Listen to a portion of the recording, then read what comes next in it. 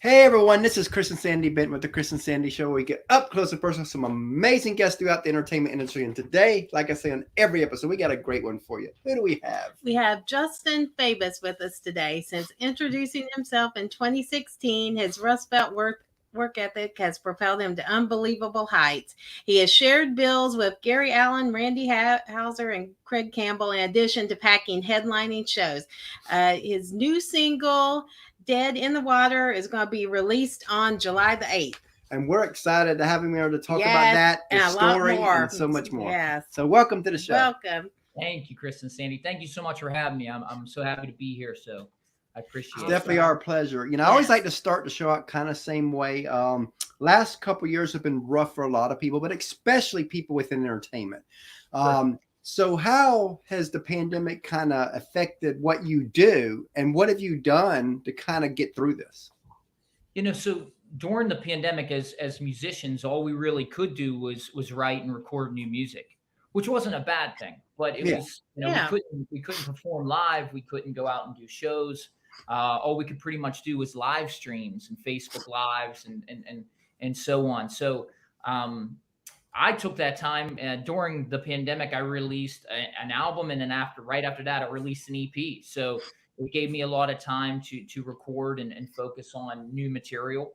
And so that's pretty much what I did. And now, we're able to go out and do live shows, which is nice, and play that material that we wrote and recorded on previous albums during the pandemic that we couldn't perform live, and release new music coming out like I'm doing now. So that's pretty much, the way it went, I think, for most of us.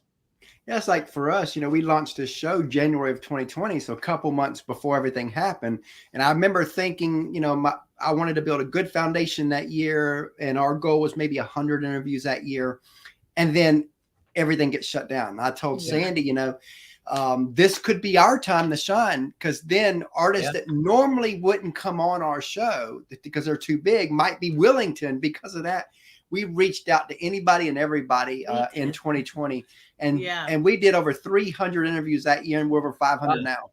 That's fantastic. Congrats. Yeah, I mean, obviously we all had a little bit more time on our hands than normal back then. So hopefully you got, obviously you blew your number away with the 100 to 300. So hopefully you got some names that you were shooting for, and that sounds great. So congrats. And the great thing is, even though everything's getting back to whatever normal is, we've built that foundation now. So, because I'll be honest, if I was to launch a podcast right now, I don't know if I would do it, because there's so many people doing it. That's true. It's not even that we have to compete with people like us launching, but now we're competing with almost every celebrity, because almost every celebrity's got their own podcast. Right. It's the new normal. So, yeah. So I don't think I would launch right now, but because we've already built the foundation, we are here. Right. Yeah, you're here, and here to stay. So tell us a little bit about your single that's coming. So because during the pandemic, all we could really do is record from like our home studios and just kind of from, our computers that we have to be able to record on. And I really wanted to go back to, the old school and the original way of recording, and get out of my comfort zone and go and get into an actual studio or a makeshift studio, and really get out of my comfort zone. So I actually flew out to LA. I had never recorded in LA before. I performed a couple times, but I worked with a producer in LA named Aaron Kanata. And he, in my opinion, is like the hit maker, the up and coming hit guy. Like if you need a hit, you go to him. And we end up writing this song, and he produced it, and took a couple of days and rented out an Airbnb that we had never been in before, a nice little house in Hollywood. And we had someone come in and bring in and basically build a studio in the Airbnb, and just got to work. And those couple of days that we were there, all we did was kind of gel off each other's and wrote and end up recording what is now the new single. And oh wow, it was such an honor. Yeah, thank you. It was such an honor to work with him, and because there's so many good vibes out in Hollywood at that time, and different from where I'm from, which is Pittsburgh. And I live in Pittsburgh and also live in Atlanta, so I go back and forth a lot. So Hollywood obviously is a whole different monster. So, there's obviously a different time zone, and it's just beautiful. And it was in February, so it was beautiful there. But to be able to work with Erin, who has worked recently with Demi Lovato on her last album, and currently working with John Legend and Billy Corgan, just amongst so many other different artists. So like I said, he is just a monster musician, and just a monster a person when it comes to music, and just in general, he's a fantastic guy. And what's funny is that I grew up on all different kinds of genres and music, but I really, when I was younger, gravitated towards an artist, Billy Joel. I was to this day, a huge Billy Joel fan. He's kind of the reason why I became a musician. And I grew up watching, old videos of him and concert in the 70s and 80s and even the 90s, and listening to those albums. And at the time, on some of his biggest albums, his first couple albums, like The Stranger, which is a legendary, one of the greatest albums of all time, and 52nd Street and Glass Houses, his horns player and keys player was a gentleman named Richie Cannata, who is actually Erin's father. Oh wow! Okay, like a full circle moment for me. I wow. Erin's dad, in live performances and listening to his solos and performing with Billy Joel. And here I am working with his son on this new single. Wow. So it's weird how the universe works and how everything kind of happens for a reason. And to be able to sit and share stories about that with Erin and talk about like how much I looked up to his dad and working, with him now. So very, very cool. And it's a very special song to me to be able to work with Erin, and I have no doubt we'll work together down the road now that we're very good friends now. Love that. A lot of people would ask, when did you know you wanted to do music? But I always like to go deeper than that. When did it click for you that this could be a career? From as early as I can remember, I was always listening to music or singing or trying to make music. And it just, I was just the happiest when I was doing those things. So I knew, I think very early in my life that I wanted to make it a career, or at least have it in my life always. And I've said this a million times before, and I mean it, that music to me is like air. Without it, I don't think I could breathe. So I don't think there's a day that goes by that I'm not listening to music or playing music or trying to create music. It's just in me. I can't do it without it. Yeah, it's who you are. Right, exactly. That's just like this show. There are moments to where I want to quit. I feel I get frustrated because all of us go through these moments, especially in creative, where I want to quit. I feel frustrated, everything, and but this show is kind of who I am, so I can't quit that, and it's a struggle. And speaking of struggles, I like to talk about that side of us. A lot of people, they see the glory in what you do, but they don't see the grind, the sacrifice, the tears that it takes to make it out there within the entertainment world. So let's talk about that a little bit. Tell us about that side of it. Yeah, I appreciate that. I'm glad you bring that up, because I would say majority of the time it's a struggle. Like 9 out of 10 times it's a struggle, because 9 out of 10 times you're being told no, then yes. And also, we live in a world now where people are rooting against you instead of rooting for you. When you might do something that takes off or has some kind of relevance, people are always trying to examine it as to like, well, he must have knew somebody, or he must have paid for it, or this and that, which is bullcrap. Which a lot of people do go that route, and a lot of people don't. And you got to respect the people that don't. But it's a struggle every day. A lot of people don't see, like, for example, for this song, like I had to take a 6-hour plane to LA and get up every day and work 15, 16-hour days to write a song and record it. And then, you try to hone it the best you can and to make it the best it can be. And it ends up being a 3.5-minute song. When people hear it, hopefully they love it, but they don't realize the time that you put into it, the months that went into making this song, and the money, the cost, the thousands. Like my song right now, which I hope everybody does, pre-order it for 99 cents. you get it for 99 cents. But what people don't realize, the thousands of dollars that was sunk into making this 99-cent song. And I'm not complaining, but it's just, I'm being real. It's the facts. It's the real. A lot of people see the aftermath and the end result. They don't realize all the time and the effort and the struggle sometimes mentally as a songwriter to try to write a song that you're happy with. Because I know for me, if someone doesn't take me out of my own kind of my own head or my own spot, I can sit in the studio and constantly try to make that song better. And sometimes that's a blessing, sometimes that's a curse, because sometimes the irregular things in a song is what makes it great. So I'm always trying to make myself better, or when it comes to my music and my songs. So if someone doesn't say, okay, no, it's good, it's where it needs to be, I can every day, like if I didn't have someone like Aaron who produced the song, I would still probably be working on that song, even though we finished it months ago. I'd still be like, oh, well, we could probably tweak the drums, or we could probably add this. Yeah. Because I know as me as a musician, I'm always trying to one up it, or always trying to better myself. And that can be a blessing and a curse. But there is a lot of grind when it comes to being a musician. I hear constantly about the fact of like, well, you're not country enough. And when I started out, I was too country, and it's just like, well, what is country? Wow. And I'll be honest, I hate that, because if you look at Johnny Cash, let's just use him as an example. Right. Back in his day, he wasn't considered country. Yeah, people said he was going to destroy country music, and then you've got people like the Sam Hunts, the Florida Georgia Line, people are saying that about. And it's like, what I like about country is it's not traditional.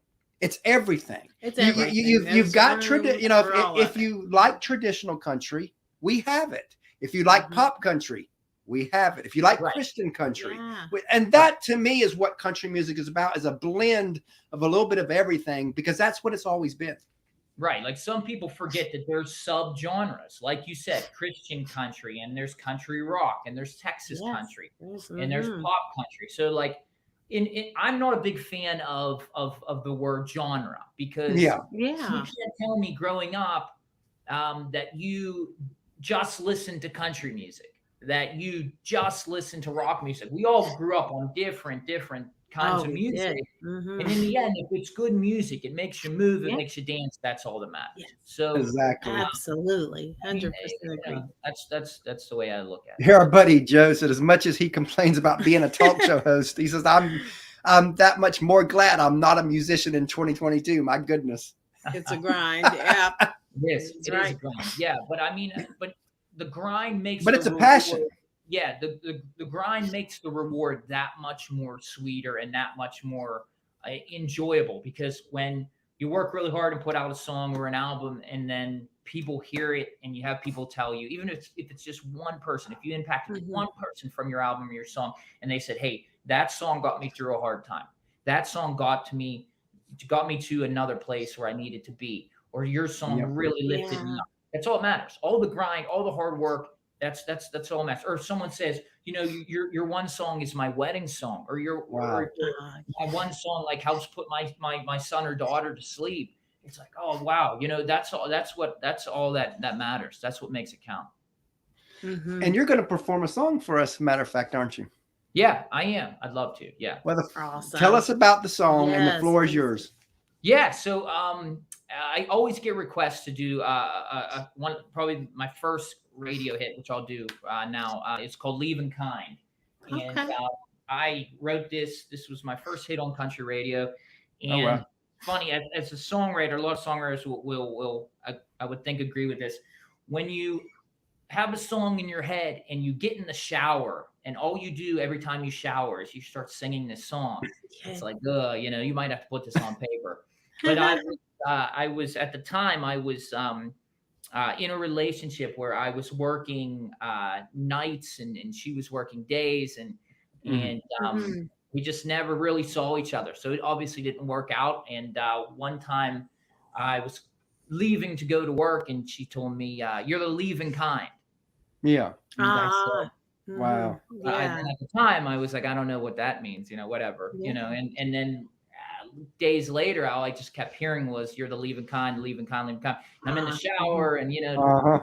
stuff, and I'm humming "Leaving Kind," and I'm just like, God, this song is going to drive me nuts if I don't write a song. So Yeah. this is kind of where it came about, and I'll do it for you right now if that's all right. Awesome.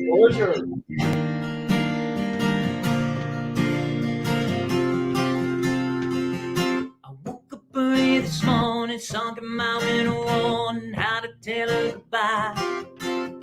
I knew it wasn't forever, but I said never say never, and she started to cry. But there's a fine line between reckless and crazy, and I'm pushing it most of the time. Well, I would stay if I can, but it's not who I am. Baby, I'm the leaving kind.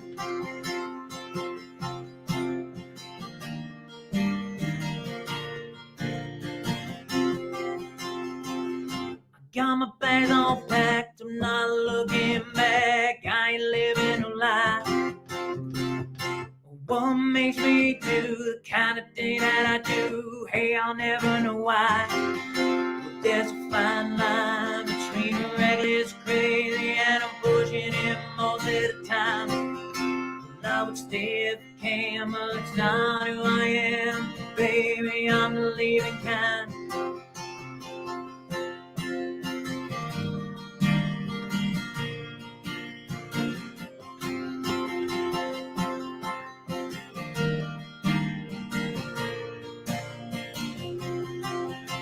There's a fine line between reckless and crazy, and I'm pushing it most of the time. Well, I would stay if I can, but it's not who I am. Baby, I'm the leaving kind. There's a fine line between reckless and crazy, pushing it most of the time. Well, I would stay if I can, but it's not who I am. Baby, I'm the leaving kind.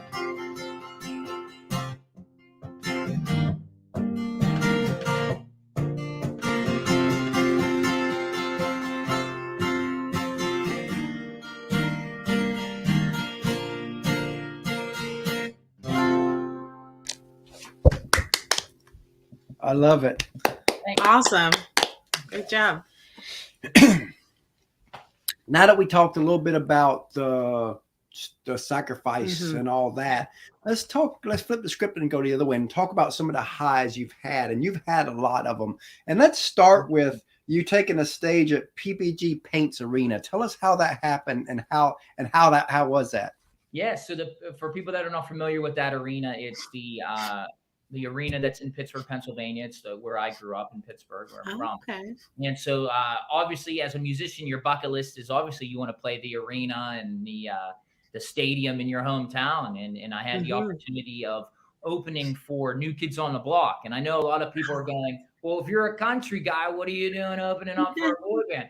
And to answer that question, months before that show, I was on my Twitter account, and I was listening to my Apple Music Shuffle, and it just shuffles different songs. And I happened to have a New Kids on the Block song come on at that time called 2 in the Morning, which was from their Block album that came out in 2008. Was their kind of like their comeback album when they finally got back together. And there was a song on there called 2 in the Morning, and it just always spoke to me, and I could always hear a country version in my head. Or, and at the time, 2008, flash forward, I think this was 2018, 19 when this happened. Like flash forward 10, 11 years, I'm still listening to that song. And so I tweeted listening to New Kids on the Block's 2 in the Morning, and man, does it scream a country version, and someone needs to make a country version. So I didn't check my Twitter at all that day. And later that day, I checked it, and it went viral and had all these retweets, and I had like 2,000 or 3,000 new followers. And I found out, which I didn't know at the time, that the fan base for country music and boy band groups, they're very intertwined. It's the same, pretty much the fan base. They love their country. They love their their boy band stuff. So one of my fans had saw my tweet and tweeted it at Donnie Wahlberg, who is in New Kids on the Block, and he had seen it and tweeted back and said, "Definitely, you should do it. Put your heart into it." It was a very special song for me at the time of writing it. And I was like, well, when else are you going to have the opportunity to, first of all, go in and record a song that Donnie Wahlberg is saying for you to do? And when else am I ever going to do a country version of a New Kids on the Block song? So, at the time, then the fan base, which is the Blockheads, which are fantastic, which I'm now an honorary Blockhead thanks to them. So I appreciate that. They all were kind of, saying, like rallying behind the tweet saying, go do this. You definitely should do it. There's a couple saying, no, don't touch it. You're going to ruin it. It doesn't mean touch music and all that stuff. But so I remember calling my band and saying, hey, we're going in the studio. Get ready. We're going to go in tomorrow. And everybody was like, oh, great. You got a new song. Let's hear it. And I said, well, we're going to go in and we're going to cut a country version of New Kids on the Blocks. Wow. And everybody was just kind of in my band was like, what? Is this a joke? And I said, no, trust me. And then I explained it to them and played the song for them. And we put an arrangement together that I wanted to do my own version, but I also wanted to keep true to that version, because I didn't want to disrespect that version, because it's a great song, but I wanted to kind of pay homage to that. So we went in and we put some fiddle and some keys and some banjo in it, and really, really worked hard on it. Cut the song, I think, in a day, and put it out like a week or two later. And Donnie Wahlberg said, hey, this is great job. And then flash forward a couple months later, they were coming to Pittsburgh, and like about 2 days before the show, I got a text message from his assistant saying, hey, Donnie and the guys would love you to come and perform 2 in.the morning and open for them. And are you available? And I said, well, it's like a trick question. So I got to perform in front of 20,000 people. Wow. Oh, that's amazing. Arena. So that was so special. And I've now become friends with Donnie. It all came from a tweet. It all came from a tweet. That's how powerful the world of social media is. There's a lot of trolls, don't get me wrong, a lot of jag-offs that use it in a way that it shouldn't be, in a derogatory way, but it's also very, very powerful and can be used in a very, very great way. And that is one case. What are the chances of me and him ever getting together and collaborating on a show like that before? And I can't thank him enough. He's one of the sweetest guys in the business, and he loves his fans, and has really taught me how to really respect and treat your fan base. Because in my opinion, the New Kids on the Blockheads are the best in the world. They travel. Yeah, one day we hope to have them on the show. Yeah, that'd be fantastic. Those guys, you couldn't ask for a great, better group of guys. And I'm so honored and appreciative to be able just to have a little snippet to be a part of that. So it's a very crazy story. A lot of people don't believe it, but I swear that's how it goes. And we love stories like that, because that's what, again, when you look at life is tough, and we've talked about the struggle side of entertainment, but little things like that where that you can share. And he says, you know what, it might be that moment that helps another musician say, you know what, I'll keep going another day. I'll keep going another week. Yeah. I mean, I'd be honest with you. There have been numerous times where I told myself, I'm done. I quit. This is not worth it. I can't take it anymore. And then after 1 or 2 days of not doing it, I'm like, well, this is even worse. What was I thinking? Me not doing it at all is worse than all the crap you have to deal with doing it. And again, it just all the no's and all the the doors being shut in your face.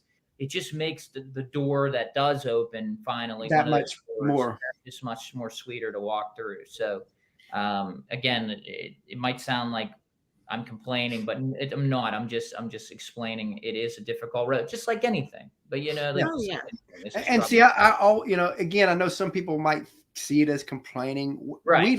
We like to bring this side up, because nobody brings up this side. No, and I appreciate that. I've done 100 interviews where it's just cookie cutter and just just kind of walking the line, everybody knows those things already. Let's get into the realness. Let's get into what makes people tick and what Yep. got us to where we are. And I'm more about it. Makes it more interesting that way. Because what I want with our show is when people watch it, especially people that are trying to chase that dream like you are, like we are, is I want people to watch. And first off, before they step into the entertainment world, that they know what they're getting themselves into. Because again, there's a lot that's there. And then on top of that, if they're already in the entertainment world, to where, maybe they have all these doors that are shut and they feel like they're the only ones. Well, what's wrong with me? I want them to realize with each guest we bring on that every single person goes through that. They're not the only person. Right. And if you don't talk about that, people think it's just like, okay, every door's open, it just falls into place.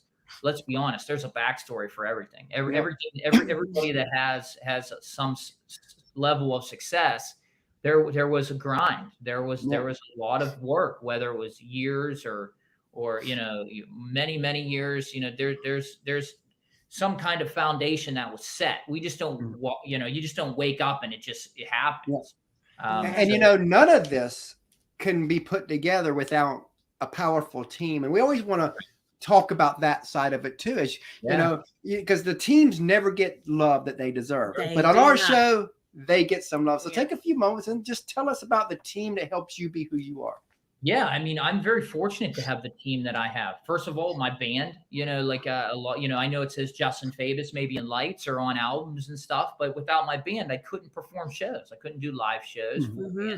Sure, I could go out there and do acoustic stuff, just me, solo acoustic, which I do. I'm doing right now. I'm opening shows for Trace Atkins, solo acoustic. And I love doing them, but there's also a love for doing full bands. So it's not the same. Yeah. I love both of them equally, but it gives different vibes and in different circumstances, one is better than the other, depending on what is needed. But my band is fantastic. My PR group, we were talking about this earlier off camera, how wonderful they are. Yep, we love them. We do. Yeah, I just started working with them, just added them to my team, and I couldn't ask for a better PR team behind me. I love them to death. And just like my social media team, my graphics guy, his name is Miguel Montoya. I give him ideas and he whips up these amazing concert posters for my shows or posters for when I'm doing shows like the Chris and Sandy show. And I get to put them out on my social media and pump them out. And without all those people, and just like my team, like my family, my beautiful fiance, she's the one that has to get an ear beating when I call her and say, oh, I hate this and I hate that and I'm ready to quit. And that's not easy to deal with. And also like it's not easy to date, to be in a relationship with a musician. We are a different breed, and we spin on different calibers. And so, for her and like my family, how many times I've missed birthdays and holidays because I was out on the road doing shows. Yeah. An understanding that you have to have with that, and just like anybody that does. And she's got to be able to be okay with the obsessive fans that you'll have. Right. And I don't get me wrong, I love my fans, but there are times where fans sometimes step over the line. Sometimes I get a little too excited and might step over the line, and it happens. And you just got to make sure it doesn't happen again. She's understanding in that those sometimes those instances are out of my hand, but it's also good to have a good security team and a good team. So those things are very. If something like that happens, it doesn't happen on a grand scale. And so without my team, I am where I'm at and I am successful because of my team. You're only as good as the people you surround yourself. I know that saying might be worn out, but it's but it's true. True. Yeah. If you surround yourself with a bunch of jagoffs, you ain't going to go nowhere. If you surround yourself with people that aren't creative and aren't positive thinking people, and because you can get into a downward spiral. I've spent a couple years around some people that I've had previously that I thought were good people that I had a part of my team, and they're not with us anymore because we learned very quickly that this is not good. This is not a good match, and we're getting put in a hole because of that. And sometimes it takes a little bit to dig out of that hole, but it just comes, it comes with the territory. And then sometimes you have to go through trial and error, makes you appreciate the people that really, really care about you and really, really want you to succeed in all the right ways. Because there's a lot of people out there that want you to succeed in all the wrong reasons. And in all the wrong ways, where it's like, oh, well, if I help him here, and maybe it'll help me do this and do that. And, you got the hanger-ons and all that stuff. So yeah, because some people might be on your team, with that motive where they're like, okay, when you get big, then they'll be able to switch to someone like a Blake Shelton, because now they rode your coattail and they're going to use you to say, look what I have done. So let's go over here. Right. It's like that saying, some people are okay with being the bride and some people are okay being the bridesmaid. Some people have to be the bride, and then sometimes that's a little ugly.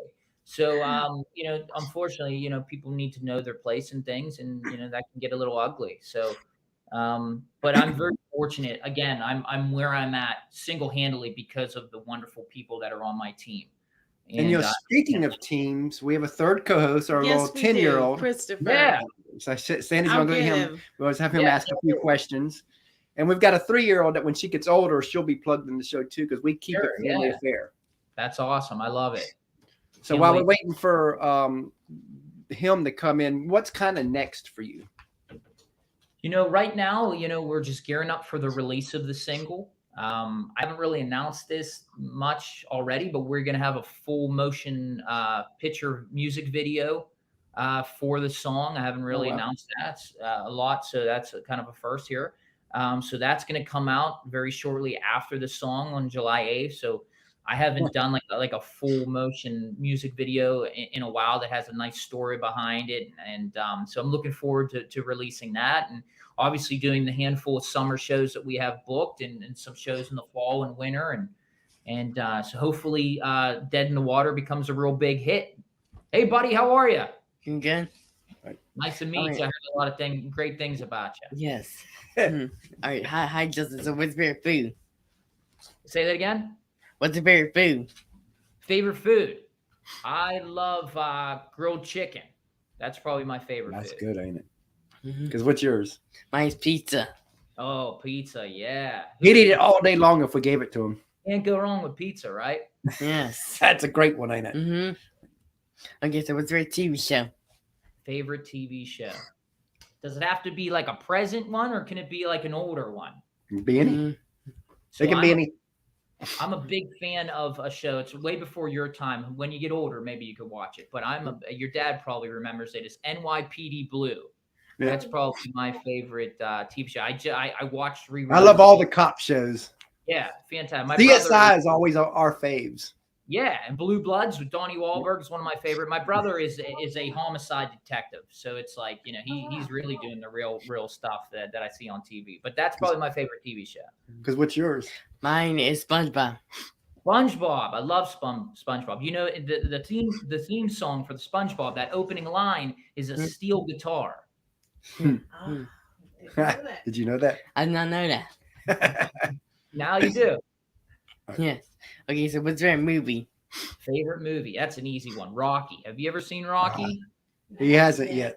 Oh, you got to watch that with your parents. You can watch that now. Classic. That's a movie. Yeah. What's your favorite movie? Mine is Minions. Minions.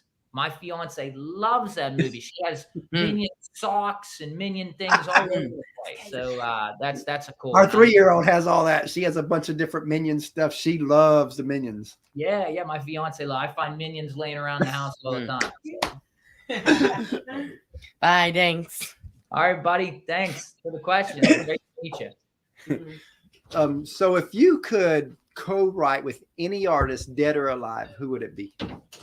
Wow. Yeah. That's such a great question. There's so many on my list, but number one would have to be Billy Joel. I mean, he is the greatest songwriter of all time. He hasn't released a new album since 1993. Wow. He's selling out stadiums, and he's the only one that has a residency at Madison Square Garden, and he sells it out every month. He plays it once a month, every month. Wow. And his songs are so important to me because I grew up in a single household. I grew up raised by my mom. So I didn't grow up without a dad. So when you grow up without a father, you're yearning for that, and you're looking for that.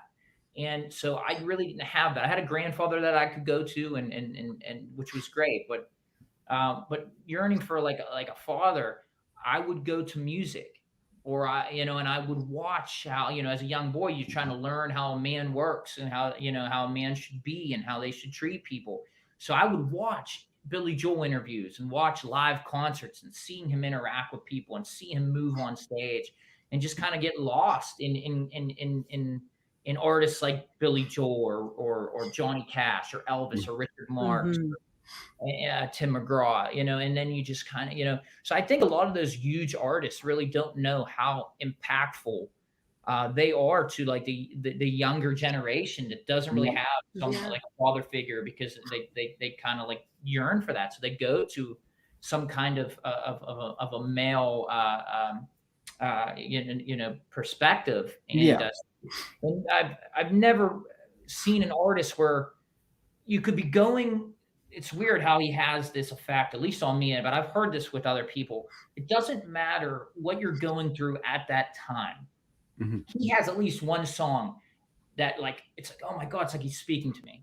It's like he's singing about what I'm going through, even though this song was written 30 or 40 years ago. Like he's celebrating, it's his 50th anniversary of being an artist right now. 50 years. He's in his 70s.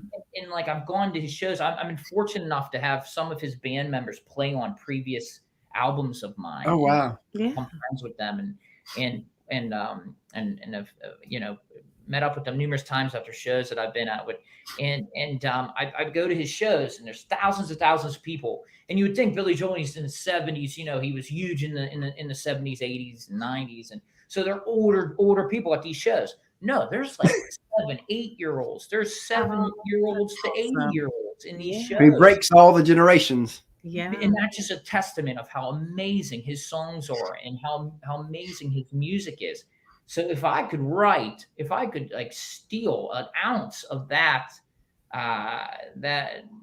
talent, and write a song that lives on for, like, songs like Piano Man and My Life and Big Shot and You May Be Right, those songs are going to live forever. It's the closest you're ever going to, writing a hit song is the closest you're ever going to get to being immortal. John Bon Jovi said that one time. Wow. It's the closest to being immortal, which is true. We're still, to this day, we're singing songs like White Christmas and Jingle Bells, where like you go for the songwriter and it says traditional, because they're so old.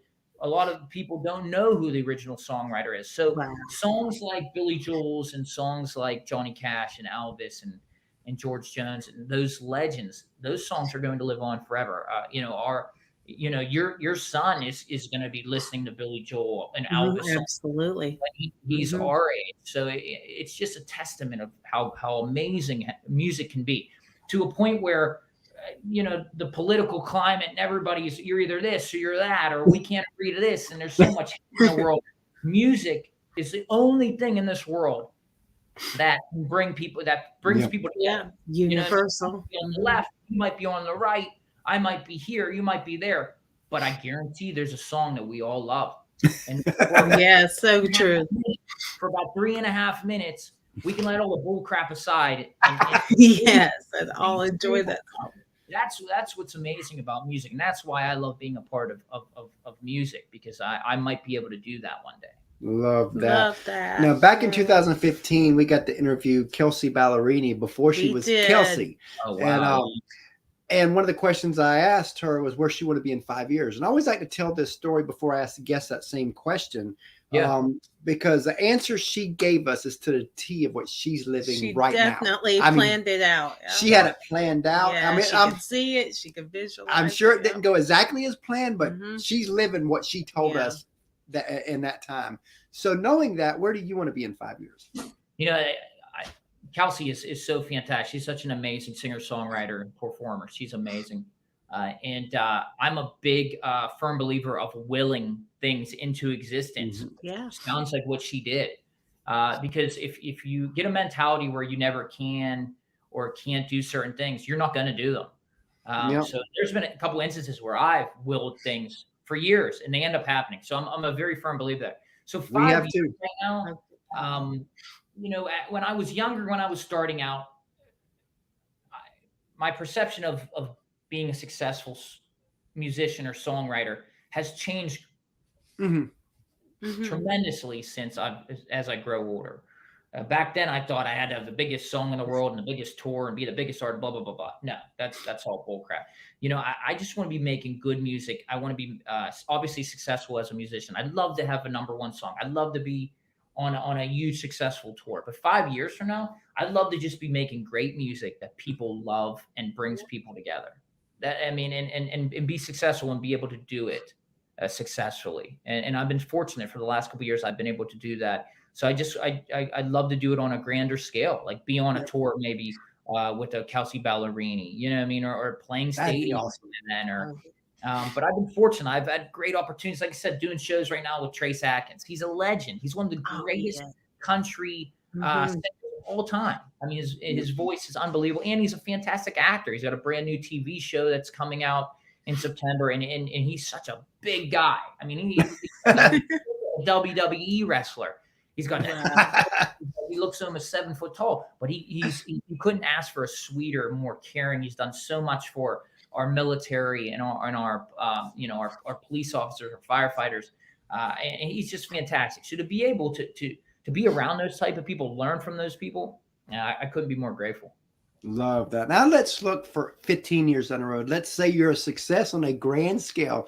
Whatever that looks like for you, you have made it. Yeah. What do you hope you never forget in that journey? Well, I hope I never forget where I came from. The people that got me to where I am. And I don't think I will, because with the grind, you always remember that with the grind. I've come from nothing. So I've seen the struggles that my mother had to go through when I went through those things and coming up on that kind of life. So I don't think I'll ever forget where I came from. And what are some things that inspire you? Things that inspire me, everything on a daily basis inspires me. And I use that for songwriting, whether it's just reading a story about, a little kid getting through, school, or getting through maybe being bullied, or seeing someone being told no, that they're never going to achieve this or never be able to sing. Those things inspire me every day, so it's not just the things on a grander scale when we see videos of something inspiring that goes viral. It's little things also that just happen in your daily passing of the day. Yep. Yeah. And what was it like writing one of your songs with Richard Marx? Oh, that was amazing. And that happened during the pandemic. Who would have thought? It took 6 years to come about. For 6 years, I was knocking on his door, and he was so kind for 6 years to talk to me. And just, unfortunately, our schedules just never matched up. And, again, he's like a Billy Joel to me. I grew up looking up to him as a young child and listening to his music. He's one of the greatest singer-songwriters out there. And during the pandemic, I got an email from him and said, "Hey, wanted to send you this idea. Let me know what you think." And I was like, "Whoa," because it was out of nowhere, because we've been talking about it for so long. And again, we just had more time on our hands during the pandemic. So the pandemic was a blessing in many ways. So I literally locked myself in a room for 48 hours, because it was you have a guy like Richard Marx sending you a song idea, wants you to see if you can do something with it. You better give it all you have. And I did that for about 48 hours, came out with what it is now, is Somebody Like You. Send it to him, and he said, "Yeah, I like it. All right." And I said, "I'm going to go in the studio." He said, "Okay." And I cut it. And I'm very proud of that song. Awesome. And what would you like for your legacy to be in music? What would you like to be most known and remembered for? I would just like to be known that as a caring person that helped people along the way with their music, that really, helped people get through some tough times with their songs. That's what I'd like my legacy to be. Wow. Awesome. And if you could say anything to your fans and followers, what would you want to tell them? Yeah, I love you guys. Thank you. Thank you for your support from day one to all the way to now. Without you guys, I would not be where I'm at. It's a group effort. It's a team effort. You are part of my team, and I wouldn't ask for anything more. So thank you guys. I love you. I love that. So as we start to close out here, what advice would you give that musician who wants to do what you do? Don't give up. Number one. More importantly, don't listen to anybody else. Don't take crap from anybody. You're going to have so many people tell you can't. I had numerous people, more people than people that told me I could, tell me that I couldn't, that I wasn't good enough. My voice wasn't good enough. You're from Pittsburgh. You'll never be a country artist. Oh, wow. You know, like it just, and if I would have listened to that, I wouldn't be where I'm at. You imagine if Gabby Barrett thought that. Yeah, exactly. So if you believe, you only need one person to believe in you, and that's yourself. That's it. If you have a couple other people, whew, you're already ahead of the game. So what do you think about Pittsburgh getting a Gabby Barrett?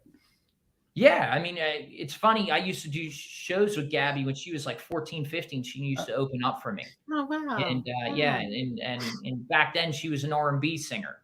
Right.